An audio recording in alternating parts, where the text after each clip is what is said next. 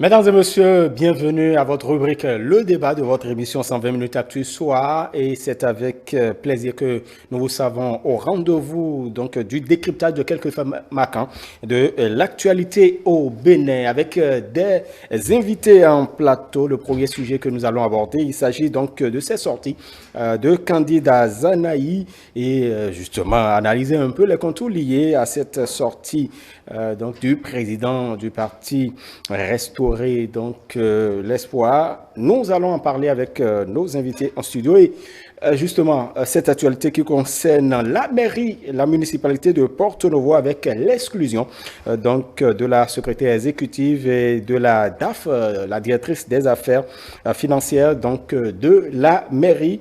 Elles sont exclues de la commande publique. Nous allons vers une grande responsabilisation des acteurs locaux. Et donc, nous allons pouvoir en parler avec mes invités. Je vous présente le premier.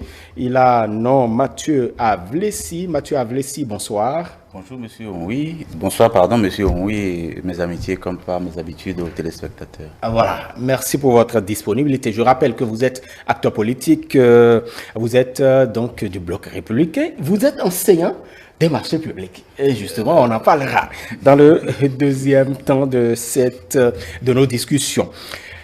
Il a nom Émeric Joël Alagbé. Vous le connaissez, il est analyste politique, il est journaliste par ailleurs. Bonsoir. Bonsoir Robert, bonsoir chers téléspectateurs et bonsoir aux frères qui ont accepté d'être avec toi ce soir. On est là. Voilà, merci beaucoup. Théodore Moussa, bonsoir. Oui, bonsoir Romuald, bonsoir au plateau, rebonsoir aux téléspectateurs. Voilà, le premier sujet. Vous avez suivi, chers invités, la sortie de candidat Zanaï. Pour vous, le candidat Zanaï, au fil des années, que voyez-vous, que retenir de l'homme, Émeric Joël Alagbé, j'allais dire. Voilà. D'abord, il faut qu'on puisse expliquer quelque chose. Quand je vois que les confrères écrivent président de Restaurer l'espoir, est-ce que ce parti-là existe encore? C'est d'abord ça. Parce que aujourd'hui, au Bénin, si tu vas, un parti existant doit aller aux élections 2 fois. Et quand tu as 2 élections, tu dois aller, c'est-à-dire le parti n'existe plus aujourd'hui. Il faudrait qu'on fasse la part des choses. Donc, parlons de l'homme politique, candidat Zanaï. Mais restaurer l'espoir, pour moi, c'est que ça n'existe plus. C'est vrai qu'au regard des tests, il se pose un problème, mais voilà. Il le revendique tout de même. Bon, le mieux, ce que je vais souhaiter, c'est qu'il puisse refaire une assemblée générale pour pouvoir faire la constitution de son parti. Là, on va l'appeler président du parti politique au Bénin parce que rien n'est plus comme avant. Et que retenir aujourd'hui de celui-là que vous appelez l'homme politique? Bon, vous savez, c'est quelqu'un qui réagit souvent dans le temps. C'est dans le temps, il n'est pas trop fils. Quand ça lui plaît de parler, il parle. Il ne parle pas sur tous les sujets. C'est quand il veut dire quelque chose qu'il parle. Et l'autre chose, avant, quand Candide veut parler, tout le monde veut suivre Candide. Mais depuis un certain temps-ci, bon, ça nous donne... Quand les gens ne sont plus trop attachés à Candide Azanaï comme avant, parce que des fois il parle, des fois il dit quelque chose et demain il revient encore sur ça. Je ne sais pas si vous voyez. Et aujourd'hui, quand on est dans un pays de droit, on veut aider son pays, certes, il faut faire des critiques, mais il faut faire des propositions. Dans cette dit tout le temps, moi je ne vois jamais aucune proposition. Il est là pour critiquer, il est là pour dénoncer, mais il faut faire des propositions. Quand tu critiques un fait, ou bien tu dénonces quelqu'un, mais fais des propositions pour dire, par rapport à tel sujet, il fallait faire ceci, ceci. Moi je propose, en tant que candidat Zanaï, un homme politique, un acteur politique, qu'on fasse ceci, qu'on fasse, au lieu de voler de cette façon, qu'on puisse aller comme ça. Là, ça va aider les populations, chacun tirer sa part. Il n'est pas différent des opposants sous nos cieux. Non, bon, vous savez, aujourd'hui, tantôt il tire sur les opposants, tantôt il tire sur les mouvanciers. Donc, est-ce qu'il est centriste ou est-ce qu'il est... Bon, je ne peux rien vous le posez dire. La question. Je me pose aussi la question. Voilà. Mathieu Avlessi, comment décrivez candidat Zanaï? Merci, Monsieur Onwi. Je pense qu'à la suite de Monsieur Alagbé, le parti Restaurer l'espoir n'a pas fait les formalités actuelles pour être constitué comme parti politique dans le droit positif qui nous gère. De ce point de vue, oui, c'est l'acteur politique et donc je suis d'avis avec mon ami qui vient d'intervenir. D'autre part, les interventions de Candide. depuis toujours, hein, moi je crois que Candide, au-delà de tout, il vaut mieux l'avoir avec ou contre soi, parce qu'au moins lui il parle.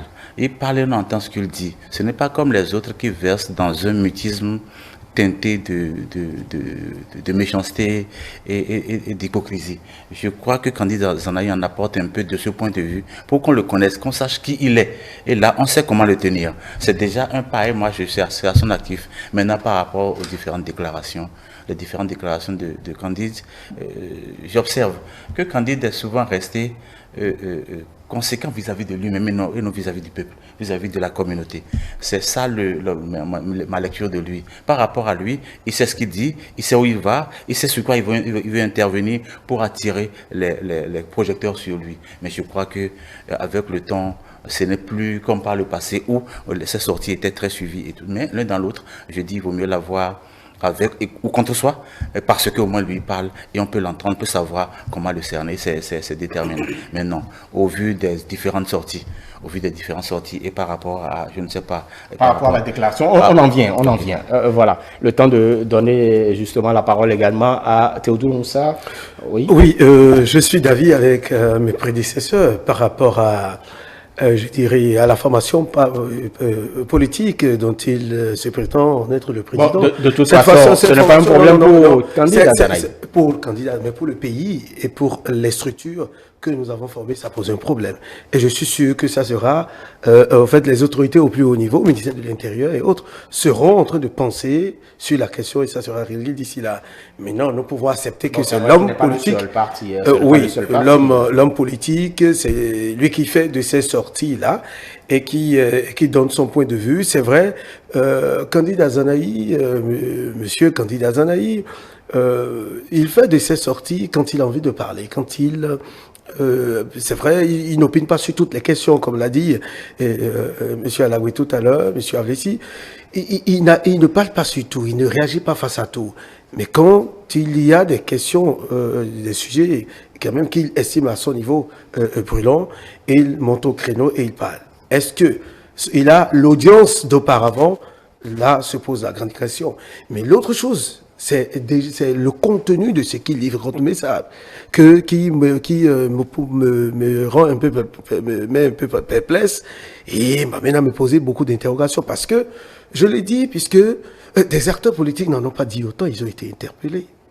Mais Candide Azanaï a de l'audace. Il y a de l'audace dans tout ce qu'il fait comme déclaration. De l'audace. Et moi, je me pose la question, mais à quoi joue-t-il? Quel rôle joue-t-il réellement? Un monsieur qui se dit carrément de l'opposition opposée au président Patrice Talon, la gouvernance Talon, c'est-à-dire la sauce à laquelle il a participé, il a mangé autour de ce plat-là pendant longtemps. Et aujourd'hui, on se dit opposant à ce régime-là. L'autre chose, opposant, mais qui n'est pas avec les opposants en réalité, qui est rejeté par l'opposition. Appelons les choses par leur nom. Mais donc, on se demande quelle est la posture, quelle est la place du président Azanaï. Vous le voyez centriste mais il n'est même pas centriste aujourd'hui. Peut-être avec sa toute dernière sortie, là, on se pose la question de savoir, est-il en train de virer, veut-il devenir aujourd'hui? Sentant le danger venir, puisque son parti, peut-être il faut refondre son parti, pour refaire les choses, il se met au centre, quand au regard, je le dis, au regard de ce qu'il a fait il y a quelques heures sur la mouvance et l'opposition, autant de questions qu'on se pose. Monsieur Candide Azanaï est de quelle position, quelle est sa position sur l'échiquier politique national aujourd'hui? C'est votre préoccupation. Voilà. Émeric Joël Alagbé, on en vient maintenant aux déclarations. On ne va pas pouvoir aborder toutes les déclarations. Mais Candide Azanaï estime que, suite à l'interview du chef de l'État, le chef de l'État qui estimait ou qui parlait d'une éventualité, de ce qu'il pourrait y avoir une candidature, qui répondait donc aux aspirations que de la mouvance, que de l'opposition, donc notamment du parti Les Démocrates. Candide Azanaï ne comprend pas le mutisme du parti Les Démocrates à la suite de cette déclaration, à la faveur de cette interview de Patrice Talon. Voilà. Quelle est la lecture que vous faites justement de cette portion de la sortie de Candide Azanaï? Vous savez, d'abord il faut remercier le chef de l'État pour son courage en disant que c'est possible que le candidat de la mouvance soit aussi le candidat de l'opposition.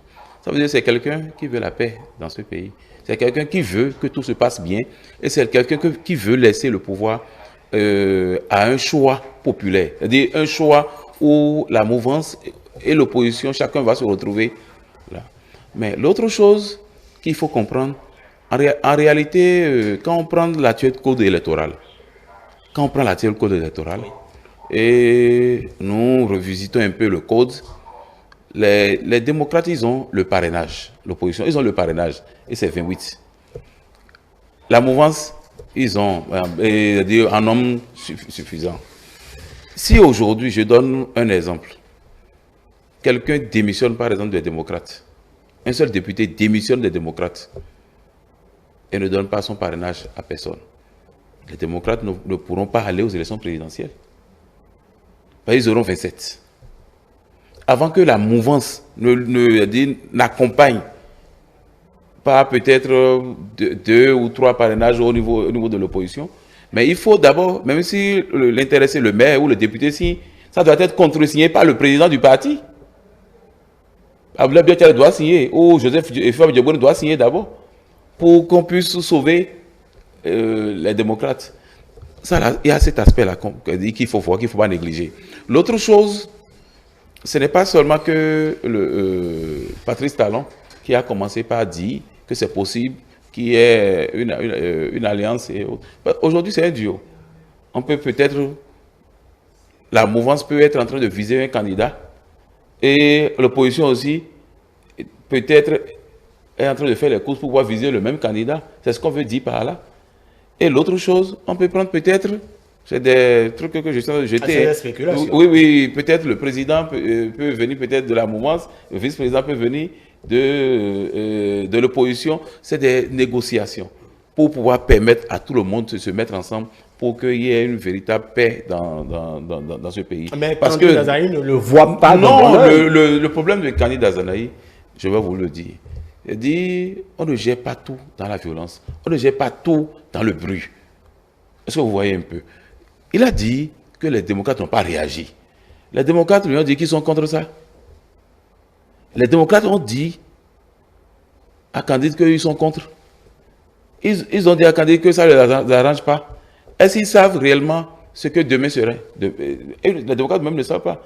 Même quand tu leur poses la question pour savoir, quand tu parles avec les députés démocrates, nous on est familier avec eux au Parlement, quand tu parles avec eux, ils ne sont même pas sûrs de revenir au Parlement en 2026. Bon, ils ne sont pas les seuls, certainement. Je viens. Les députés de la mouvance aussi, non, là où la mouvance a un peu d'assurance, c'est qu'il y a accord de gouvernance qu'il faut déposer dès le début à la Sénat, avant de déposer même son dossier.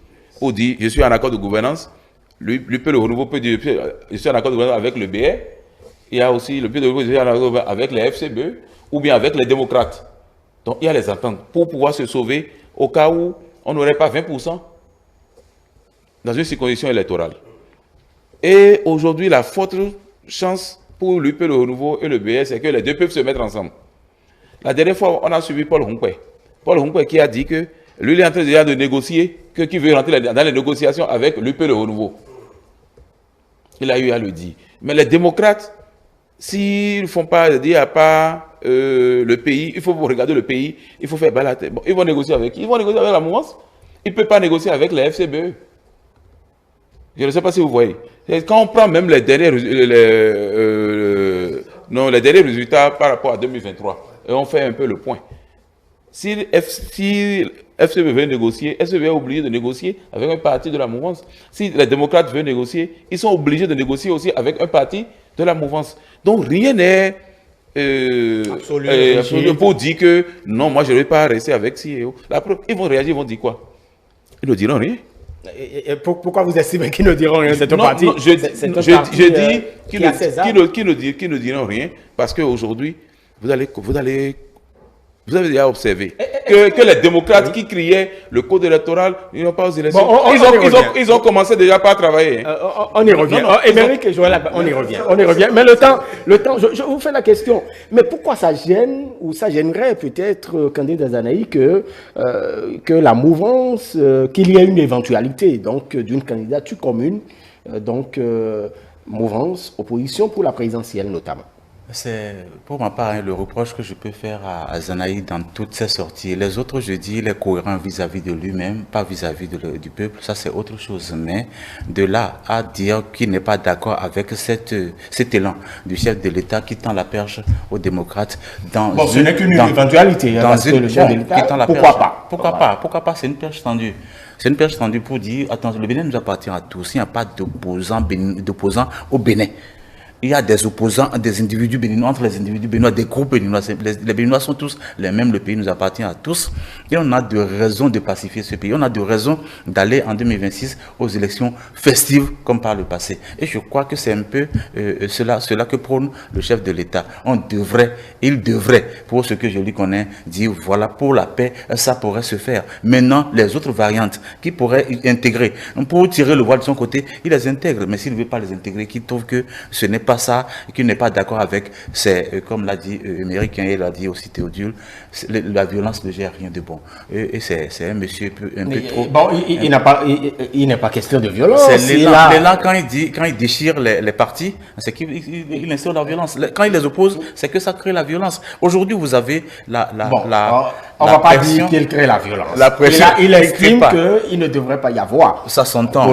Moi, je pense que voulant bien se mettre dans la logique de ce que ces partis-là soient totalement sur deux longueurs d'onde différentes, c'est déjà créer une scission au sein des populations. Et cette scission va créer de l'opposition. Lorsqu'il y a deux camps, les opposés, ça devient facile. Et donc, si le chef dit, je voudrais, c'est possible que nous ayons le même camp.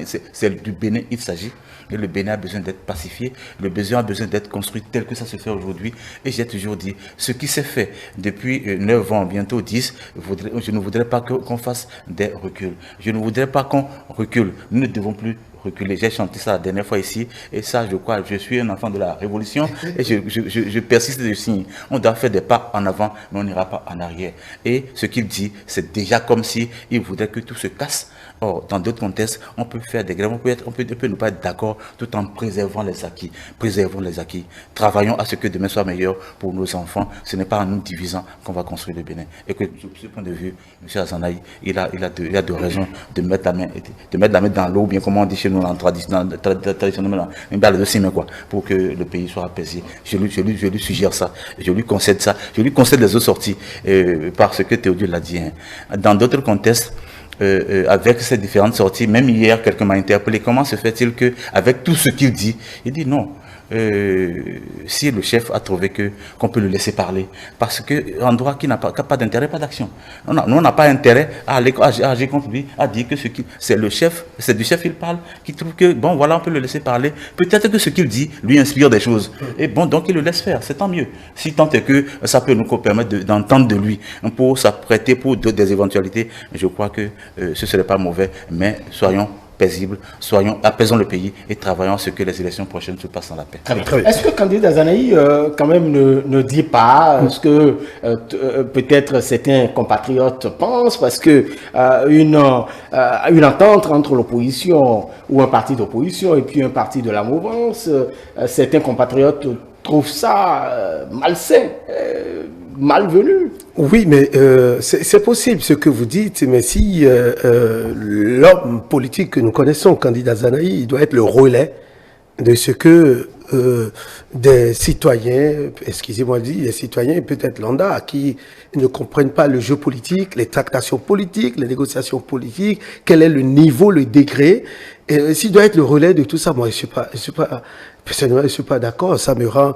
C'est pourquoi j'ai demandé tout à l'heure. J'ai dit, mais quelle est sa position, quel rôle joue-t-il réellement? Même ce que la déclaration du chef de l'État surtout que nous savons que le président Patrice Talon ne fait rien au hasard, il dit rien au hasard, même s'il le dit pour calmer les acteurs, puisque le sujet sur le code électoral, il est resté ferme là-dessus, on sait, connaît sa position, même s'il le dit qu'il se pourrait que son candidat soit celui de l'opposition. Mais c'est déjà un défi. Et moi, je pense que la communication... Il expliquait justement qu'il n'avait pas de problème avec le président Boni-Yayi. Oui, et c'est vrai. Et ce n'est que, au fait, les querelles politiques. Et ça se passe au Bénin. Mais il devrait avoir, moi, pour ma part, une communication autour de ça, non pas à la manière de candidat Zanaï.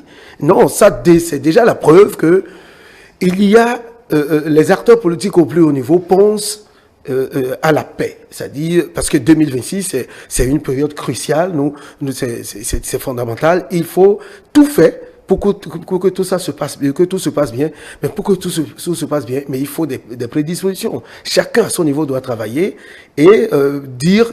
C'est le président qui l'a dit, je dis, même si c'est une parenthèse qu'il a ouverte, même si c'est pour calmer les adhérents ou une blague, je dis, le président Patrice Talon ne dit rien au hasard. Et il fait rien au hasard.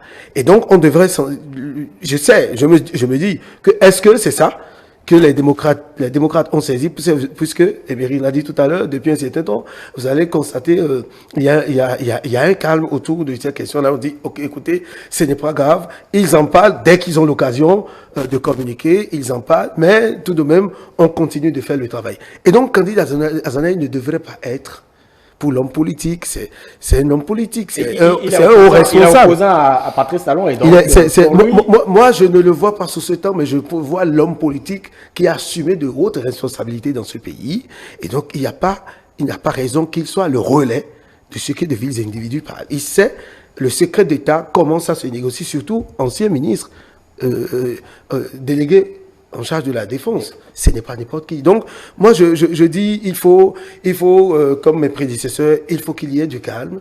Il faut peut-être que le candidat Zanaï, monsieur candidat Zanaï, l'homme politique candidat Zanaï, change de discours politique, surtout en ces temps-ci. C'est vrai, ce qu'il faisait par le passé intéressait tout le monde. Et Méric l'a dit tout à l'heure. Tout le monde avait envie d'écouter ces blagues français mélangées à du fond, de l'allégorie, etc. Ça amusait tout le monde. Mais aujourd'hui, les données ont changé. On n'est plus à cette étape. Aujourd'hui, nous traversons une période assez sensible. Il faudrait qu'on vise ce qu'on veut faire et que tout se passe bien. Et c'est parce que certainement que nous traversons une période assez sensible que candidat Zanaï a choisi de parler. Il a...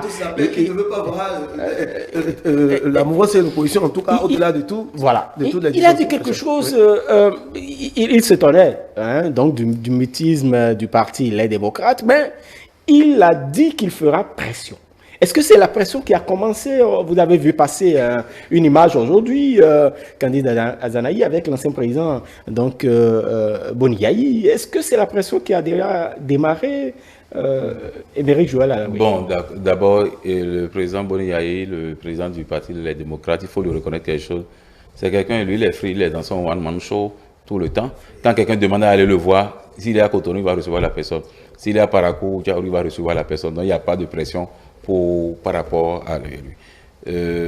L'autre chose, il y a une équipe qui travaille autour du président Boni-Yayi. Les démocrates, ils sont là, ils réfléchissent aussi. Quelqu'un ne va pas se réveiller d'un sommeil, vous m'excusez beaucoup, pour venir leur dire ce qu'ils doivent faire. Ça fait un. L'autre chose, c'est un parti qui est organisé, structuré. Quand vous les voyez même au Parlement, en voulant prendre la parole, ils s'organisent toujours avant de venir en plénière. Et ils viennent, quand ils viennent, ils sont dans un bureau, ils se retrouvent là, après, ils viennent en bloc. Quand ils veulent intervenir, ils savent que c'est telle personne qui doit intervenir, telle doit dire ceci, telle doit dire ceci, ils sont organisés. Donc, Candide ne va rien apporter de nouveau aux démocrates. Bien au contraire, oui. Ceux des démocrates disent, quand tu discutes avec eux, ils ne veulent pas, c'est-à-dire, vous allez constater que l'opposition rejette candidat Zanaï depuis un certain temps. Ils ne veulent pas de candidat Zanaï, ça fait un. Et secondo, c'est ce que vous constatez secondo, de façon apparente. Secondo, on sent qu'ils doutent de candidat Zanaï. Parce que des fois, ils flèchent également l'opposition. Ils ne flèchent pas que le pouvoir. Et ça, je disais tout à l'heure. Des fois, ils flèchent l'opposition, ils attaquent l'opposition, ils attaquent la mouvance. L'autre chose, ce qui me réjouit un peu, s'il veut aller composer avec les démocrates, ça veut dire qu'il est en train de rejoindre son petit, qu'il a fait. Je veux parler du porte-parole des démocrates, Guy Mitokwe. Donc ça veut dire qu'il veut aller donner raison à Guy Mitokwe. Aujourd'hui. Bon, donc, en griffe, rien n'est... Dans la vie, là, on ne dit, ouais, en politique, on ne dit jamais, jamais. En politique. L'autre chose, quelle pression on veut faire sur Boni? Boni Yayi veut quoi, vous pensez? Boni Yayi, c'est un homme de paix. Lui, il ne veut pas la violence. Lui, il ne veut rien. Lui, il ne veut pas mettre pression sur quelqu'un. Pour Boni Yayi, c'est comment faire pour que, au niveau des démocrates, qu'ils aient des députés, au niveau des démocrates, qu'ils aient quelque chose, si c'est possible de prendre le pouvoir, c'est le chef de l'État, mais l'actuel chef de l'État qui est prêt pour partir en 2020, parce que chaque fois, à chaque occasion, quand on lui pose la question, il dit que lui, il finit en 2026. Il y a pas, vous allez régler le problème de vouloir quelque chose ou bien d'avoir autre idée en tête. Si les démocrates travaillent, l'opposition pour pouvoir prendre le pouvoir, le chef d'État va leur remettre le pouvoir. Si la mouvance travaille pour pouvoir prendre le pouvoir, vous allez constater que même au niveau de la mouvance, rien n'est gagné d'avance. C'est pourquoi vous allez les voir, et le Bloc républicain, et l'UP, le Renouveau, Mowel Bénin, la RN, ils sont sur le terrain à la conquête de l'électorat tous les jours. La campagne n'a pas encore commencé, mais ils sont en train d'animer la vie politique tous les jours. Si c'était sûr, mais ils allaient croiser les bras et attendre. C'est justement pour ça que le chef de l'État a parlé d'annonce tardivement. Oui. Donc c'est un peu ça. Et donc, il n'y a pas à faire pression au candidat Zanaï. Non, quelle pression? Non, la communication est consubstantielle à l'homme. Il fait de sa communication. Il fait une communication pour pouvoir plaire aux gens et pour que les gens puissent l'écouter. Et c'est tout. C'est comme ça que vous voyez les choses. La pression. Okay. Mais celui qui parle, c'est quand même un animal politique. Il faut se l'avouer. Quand il dit qu'il fera pression, et également, Emery Joël Alagbé le disait, est-ce que c'est le mouvement pour candidat Zanaï de se retrouver ou de faire une migration vers le parti d'opposition, les démocrates? C'est pas évident que Azanaï fasse cette migration-là. C'est pas évident. Azanaï ne voudra pas se fondre dans le parti. Seulement s'il y a des choses intéressantes qu'on lui propose, il prendra, parce que c'est le gars aussi, l'acteur politique très opportuniste, à se positionner pour saisir les opportunités. Il vous dira que la politique, ce sont les intérêts. Je lui concède ça. Je ne vais pas lui en vouloir pour ça. Les intérêts, c'est ça, il y a encore les intérêts qui prévalent en politique. Et donc il a de raisons de travailler à ce que prochainement il parvienne à saisir de petits retours. Maintenant, faire pression sur Yahi, mon ami l'a dit tout à l'heure, le président Yahi n'est pas dans cette posture. Son naturel n'est pas ça. Son naturel n'est pas ça. Et nous, plusieurs fois, on l'a vu. Ce n'est pas le gars à dire, mettons le feu. C'est vrai, il y a des trucs antérieurs. C'est vrai que vous parlez beaucoup de feu, de violence, pas du tout. Oui. C'est-à-dire faire pression pour qu'il n'y ait pas une entente pour avoir le même candidat pour la présidentielle. Mais faire pression pour qu'il n'y ait pas entente, c'est faire créer des clivages au sein des partis politiques et créer des clivages tels qu'il est en train de vouloir faire, c'est mettre les gens en antagonisme. Et on ne veut pas de l'antagonisme dans ce pays. On veut des rivaux, pardon. On veut des rivalités, mais on ne veut pas des antagonistes et prêts à se confronter. Et c'est ça, c'est un peu dans cette logique qu'il est, c'est pourquoi on lui fait ce reproche ici. Donc globalement, Azanaï gère son contexte. Azanaï veut toujours que les projecteurs soient sur lui, ce qui n'est pas totalement évident aujourd'hui. Les choses ont évolué, les contextes ont évolué, mais il a gardé le même système, les mêmes stratégies, et je crois qu'il y a de l'usure dans sa stratégie aujourd'hui. Il faut qu'il s'en rende compte pour changer de fusil d'épaule. Les amis l'ont dit, je le répète à la suite pour dire, ce n'est pas ça. Évoluons, qu'il évolue dans sa stratégie, ce serait mieux pour lui. Très bien. Pour Mathieu Avlessi, ce n'est pas évident que candidat Zanaï puisse faire la migration vers le parti les démocrates. Vous trouvez la chose de cette façon aussi, Théodule? Parce qu'aujourd'hui, candidat Zanaï est devenu la chauve-souris de la classe politique. Il n'est ni oiseau, ni animal, et donc il est là, entre les deux. C'est la chauve-souris. Excusez-moi, c'est une illustration. Ce n'est pas une injure. C'est pas une insulte. C'est pour dire la chauve-souris n'est pas dedans, c'est pas les oiseaux n'ont pas dedans, et ainsi de suite. Donc il n'est pas connu oiseau il est un peu entre les deux, c'est un peu ce que je dis. C'est pas une insulte, hein, qui m'en excuse, qui ne prenne pas ça pour excuse. Que les populations, que nos auditeurs ne prennent pas aussi pour excuse, pour insulte. Je ne suis pas dans la posture d'insulter. Tout à fait. Tout à fait. Voilà. Non, je suis dans la même posture que vous pensez monsieur que Ableti, ce n'est pas... non, l'objectif de candidat Zanaï, ce n'est pas de se fondre dans le parti les démocrates. Il n'a pas sa place là. Et pourquoi vous trouvez qu'il n'a pas sa place?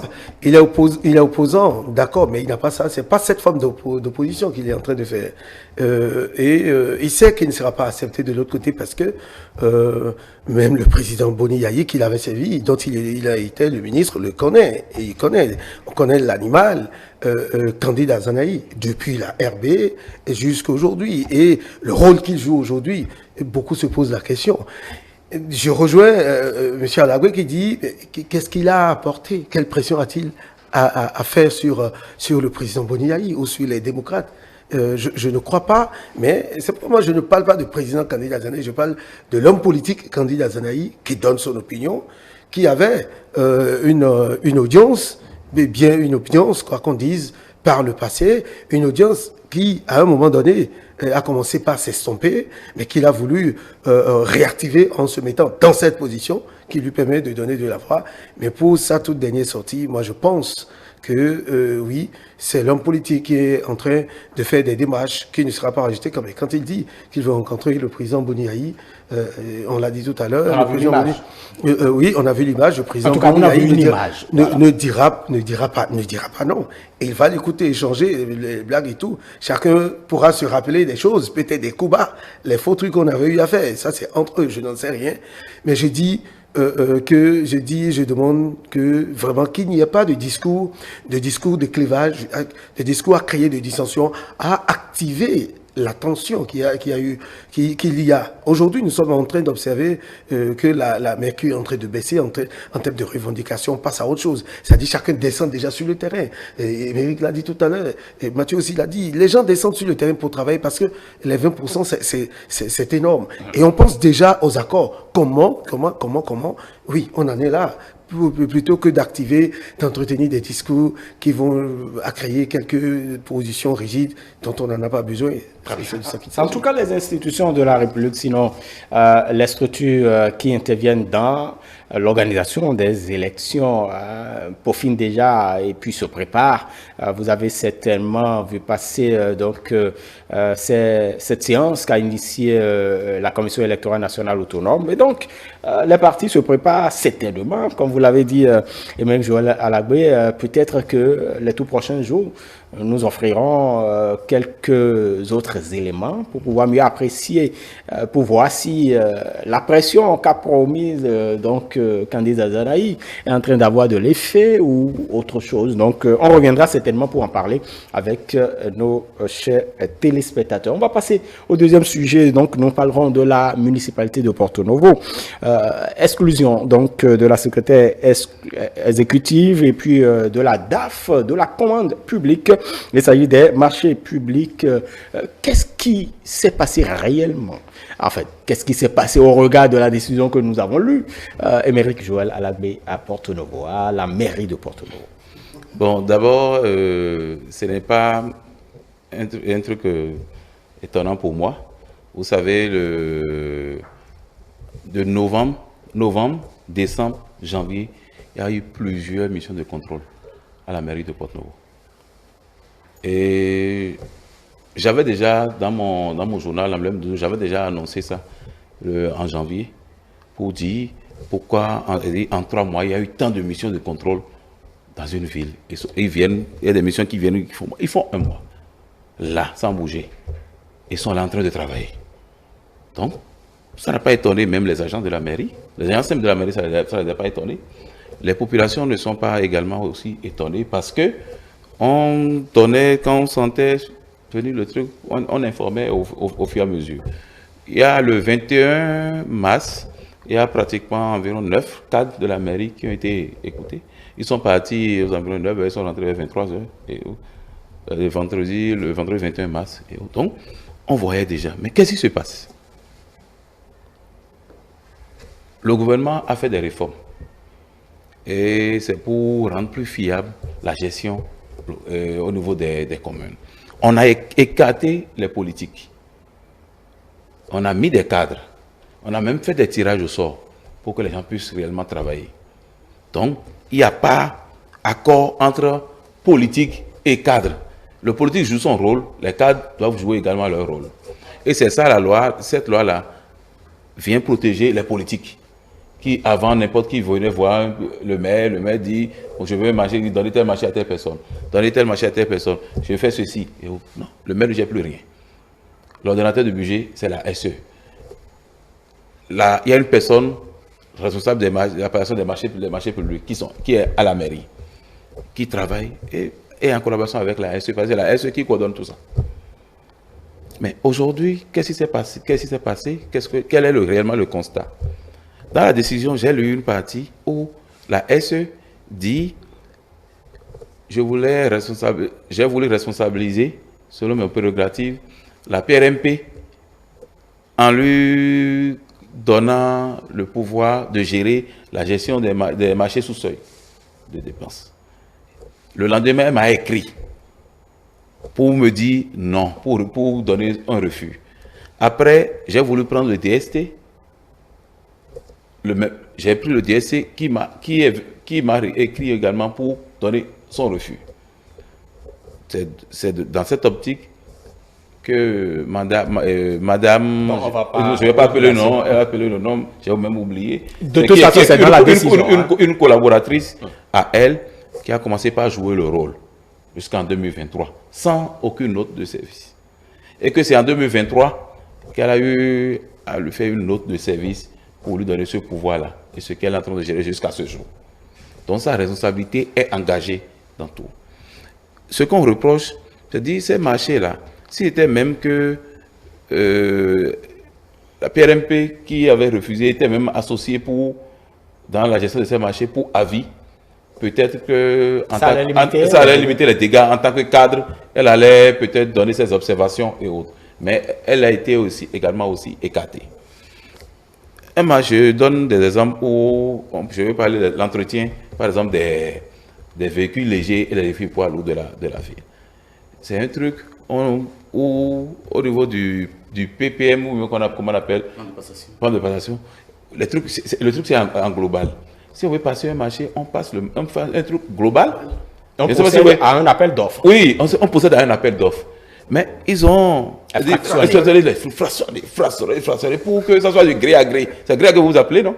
Pour que ça soit du gré à gré, qu'on puisse dire, bon, je donne à telle personne, je donne à telle personne, je donne à telle personne, je donne à telle personne. Donc c'est comme ça ils étaient en train d'évoluer. Et quand vous faites le point, quand vous prenez une année, par exemple en 2023, le nombre de marchés passés par PRMP, où on a fait appel d'offres, c'est allé dans le journal de la Nation, on a fait appel d'offres de la mairie de Porto-Novo, vous allez compter au bout des doigts. Vous venez en 2024, c'est la même chose. C'est la même chose. Et on dit, les marchés qui sont pas, les marchés qu'on ne devait pas passer, parce que c'est plus de 140 millions l'année 2023, près de 140 millions 2024. Donc quand il y a tout ça, et les gens ont commencé, les journalistes ont commencé par dénoncer. Ils ont appris les autres par dénoncer. Il y a l'autorité de régulation qui s'est auto-saisie. Très bien. Pour pouvoir aller fouiller. Voilà. Et puis la décision est sortie. Et donc il y a eu l'exclusion, bien évidemment. Vous qui enseignez, Mathieu Avlessi, vous qui enseignez justement les marchés publics, on parle ici de la procédure. On est en train de parler parce que vous avez lu également la décision. On parle de procédure, on parle de fractionnement. De quoi? Qu'est-ce que cela révèle pour l'enseignant que vous êtes? Merci, monsieur Onwi. On essaie d'accompagner les jeunes à se donner les armes nécessaires pour s'approprier les tests qui aujourd'hui régissent la commande publique. Ça, c'est en ces termes enseignants. Excuse-moi, j'accompagne les jeunes à s'approprier les théories.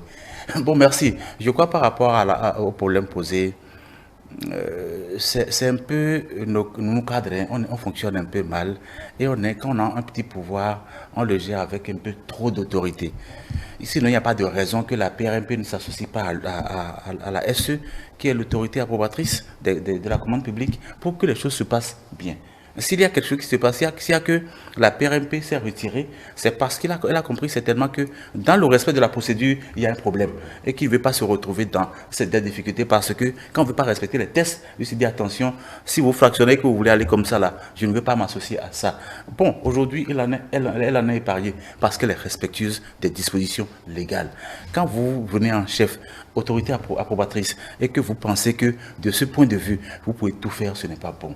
Ça devait servir d'exemple aux autres pour dire, faisons attention, travaillons en équipe parce que lorsqu'on dit marché public, c'est pour satisfaire des besoins dont l'administration a besoin, des besoins de l'administration pour son bon fonctionnement. Alors qu'on ne parvienne pas à satisfaire ces besoins, l'administration va mal fonctionner, la mairie va mal fonctionner. Bon, donc le fractionnement devait être l'exception. Mais que ça devienne la règle, ce n'est pas bien. Donc les autres SE, qui sont les autorités les approbatrices des marchés publics dans les autres mairies, devraient pouvoir se servir de ça pour dire, attention, travaillons en équipe pour que les choses se passent bien, pour que celui qui est le technicien nous fasse respecter les dispositions en la matière, pour qu'on ne se retrouve pas dans ce contexte. Je ne veux pas jeter la pierre parce que c'est des familles qui sont impliquées, qui ne fait rien, qui ne fait pas d'erreur, ils ont fait les erreurs, ils ont persisté dans les erreurs, et qu'ils doivent savoir si c'est qu'ils étaient associés à la PRMP, qui a vu les choses venir certainement.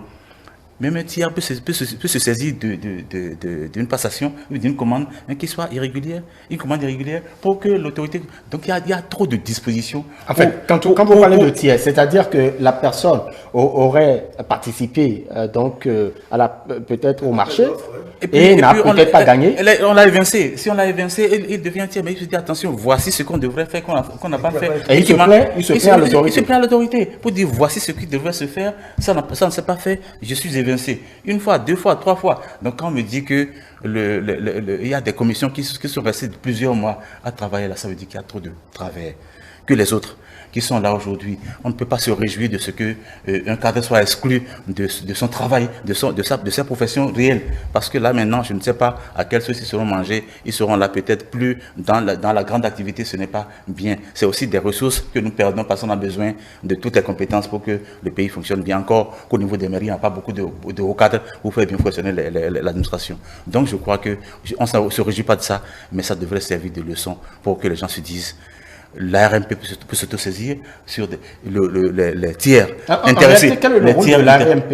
C'est régulation. La décision, il faut un minimum d'éthique et de transparence dans la commande publique.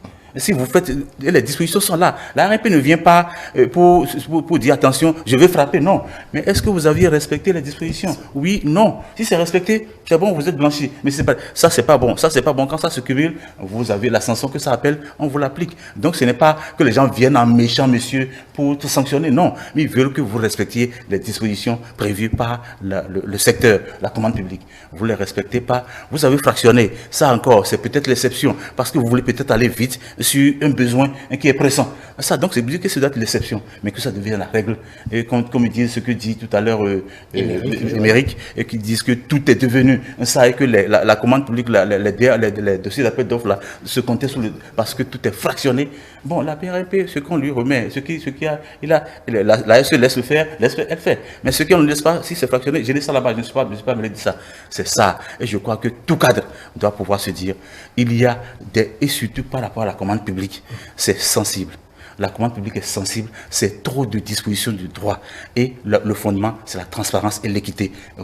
Les gens doivent travailler à ce qui est transparence et équité dans tout ce qu'ils font. Sinon, des gens insoupçonnés qui sont là, tiers intéressés, vont voir les dysfonctionnements et vont les révéler à l'autorité. On viendra leur dire, attention, voici à tel niveau. Ils vont se demander comment ça s'est passé, comment les gens ont l'information, parce que c'est des gens qui ont été évincés par eux à travers les manœuvres.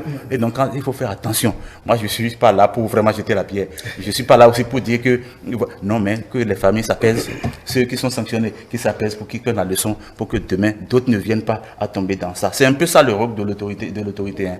De régulation des marchés. Que d'autres ne viennent pas à tomber dans les mêmes travers. Et je crois que la leçon sera apprise par d'autres pour qu'on ne revienne pas sur ça. Les travers, je crois que beaucoup n'ont pas, excusez-moi de le dire ainsi, SE, DAF, etc., n'ont pas compris la leçon parce que de pareils cas se sont posés un peu partout dans ailleurs, plusieurs communes. Dans plusieurs communes qui ont été sanctionnées. Et c'est ça qui m'amène à pouvoir me poser la question de savoir, quand tout le monde a suivi, c'était en direct. Il y avait eu le tirage au sort de ces responsables SE.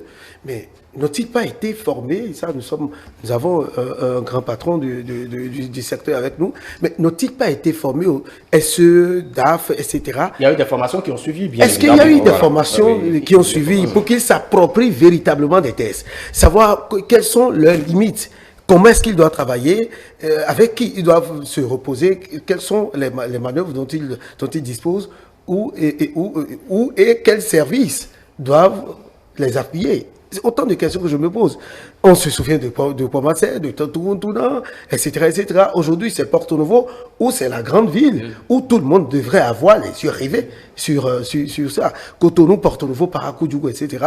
Ces villes ne devraient pas, dans la procédure au niveau des marchés publics, de la commande, ne devraient s'ouvrir d'aucune irrégularité. Mais quand les gens viennent, voilà, ce sont nos cadres qui contournent toujours les tests. On contourne toujours les tests, on contourne toujours ce qui est fait. Mais pour certains, je crois que, voilà, et Mathieu Avessi l'a dit, oui. Pour certains, l'excuse, c'est bien aller trop vite, parce que l'appel d'offres, ça pourrait peut-être prendre du temps, il y a peut-être la procédure. Il doit avoir les dispositions légales. Voilà. Je voulais expliquer un peu cela. Il y a des cas qui sont des cas urgents. Mais on ne peut pas avoir l'urgence tout le temps. Voilà. Par exemple, la gestion du Covid, par exemple, où les communes veulent acheter les cache-nez, les laves, on fait des lèvres-mains. C'est des trucs, par exemple, urgents qu'on peut faire du gré à gré. Ça, c'est urgent. Mais l'autre chose, tout ce qui se passe maintenant, depuis hier, l'administration municipale de Porto-Novo est paralysée. Voilà. La SE n'a plus rien signé. Vous me suivez? Heureusement que le maire politique qui soit, il veut évoluer. Il a convoqué demain le comité de supervision. Très bien. Demain, je crois que demain, entre 15 et 16 heures, le comité. J'ai trop fouillé ce truc-là. Il a convoqué le comité de supervision pour pouvoir échanger avec eux et nommer des intérimaires pour permettre à l'administration de fonctionner en attendant qu'on organise d'autres tirages. C'est comme ça évolue. Donc, le comité de supervision va statuer. En fait, quand on parle de... justement, c'est ma question. Quelles sont les conséquences? Parce que quand on parle d'exclusion, c'est vrai. Pendant 5 ans de la commande publique... Exclusion de la commande publique. Et là où tu es, tu payes. Tu payes le poste. Tu payes le poste en même temps. Parce que, bon, tu es exclu. La mairie va fonctionner comment? L'administration est paralysée. La ville ne peut plus fonctionner. Puis qui est là pour donner? Elle était patronne du personnel. Ordonnateur, c'est elle qui gère tout. Mais elle va donner l'ordre à qui? On dit, elle n'est plus là.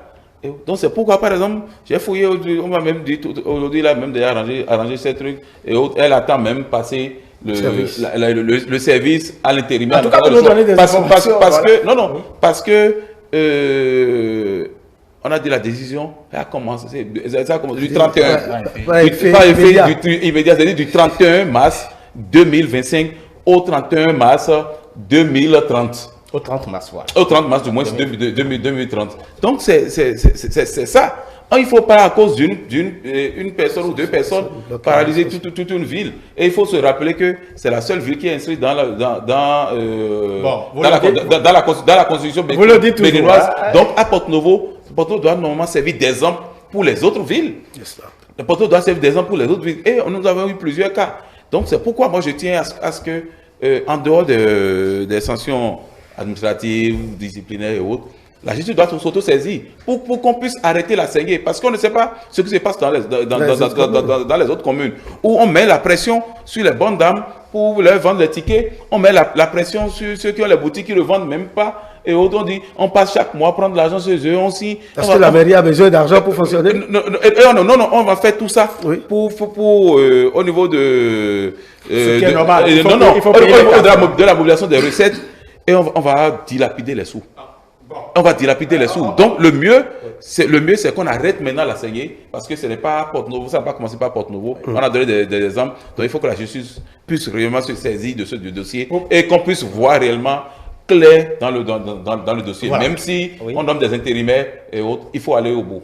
Voilà. Je voudrais revenir avec vous sur les conséquences en réalité. Quand on prononce, par exemple, quand l'autorité de régulation des marchés publics dit exclusion dans la commande publique pendant un tel nombre d'années, c'est-à-dire que d'office, le SE n'est plus opérationnel dans dans la mer, il s'agit de quoi concrètement? Quelles sont les conséquences? Je crois que Joël l'a dit tout à l'heure, hein, on dit c'est l'autorité de régulation des marchés publics qui a exclu un cadre de la chaîne de la commande publique. Bon, donc ça, tout s'exprime-là, hein, et un peu plus se retrouver quelque part dans la chaîne des marchés, de la commande publique, c'est tout. Maintenant, si elle est cadre dans un ministère quelque part, elle retourne dans son ministère pour apporter ce qu'elle doit apporter à la nation. Parce que là aussi, elle est payée pour ce salaire-là. Elle va retourner à sa case départ. Mais même là, elle ne va plus être intégrée dans la chaîne de la commande publique pendant la période. Donc je crois que c'est simple, c'est fondamentalement ça. Bon, je vous informe, comme elle était de la commune de Ouida, elle est agent là-bas. Très bien. Elle En tout cas, je conseille. Oui, pour finir. Qui a apparemment, il a vécu le dossier, il brûle vraiment d'impatience de se prononcer sur. Ça s'entend. Et c'est pourquoi je dis qu'il y a des tiers intéressés qui pourraient s'auto-saisir des dysfonctionnements au niveau de chaque structure où il y a des commandes publiques. Parce que vous ne pouvez pas vous imaginer tous ceux qui sont intéressés par ce qui se passe là, tous ceux qui vivent de la commande publique. Parce que là, ça aussi, c'est aussi la vie, c'est la société qui vit avec eux. C'est des Béninois qui sont dans la chaîne, qui sont des vendeurs publics. Pendant que vous êtes pour l'État, des acheteurs publics. Donc, ces vendeurs-là ont besoin que tout se passe dans l'équité, dans la transparence, pour qu'ils aient le minimum pour leur survivance de leurs équipes, parce que c'est des gens qui ont des sociétés bien constituées, qui payent des impôts pour le fonctionnement aussi de l'État.